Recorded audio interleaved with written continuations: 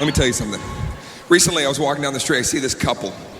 They're about 80 years old, okay? And they stopped me on the street. They said, young man, would you please take a photo of my wife and myself?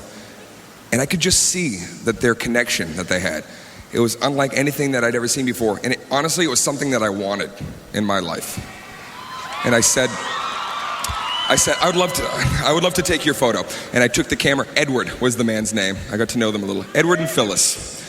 And I said, well, listen, Edward and Phyllis, I'm going to take this photo. This is going to be a great photo.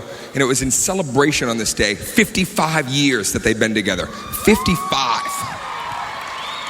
So I said, hey, you two, you lovebirds, get close. And when I told them to get close, without any kind of obligation or feeling forced, Edward immediately put his arm around Phyllis and he pulled her in close. And she looked up at him like they were 16 years old. She was glowing, looking up at Edward. And then I said, I'm going to give you a countdown, 3, 2, 1, and I take the picture just so you can be ready. And I hit it. I said 3, 2, and before I hit 1, Edward snuck a kiss on her cheek. I know, I was there. And you know what I said? Oh. 3, 2, 1, he snuck the kiss, and of course she lit up like the 4th of July.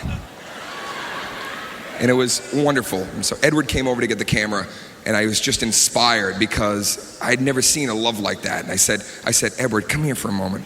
I said, here's your camera. I go, 55 years, I can't make a relationship last 55 minutes.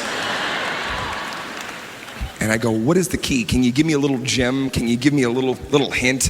And I'll never forget, he leaned in, he put his hand right here on my neck and pulled me in close. And he said, I'll tell you, son, you want to know the key? And he looked back at Phyllis, and he looked at me, and he goes, cheat.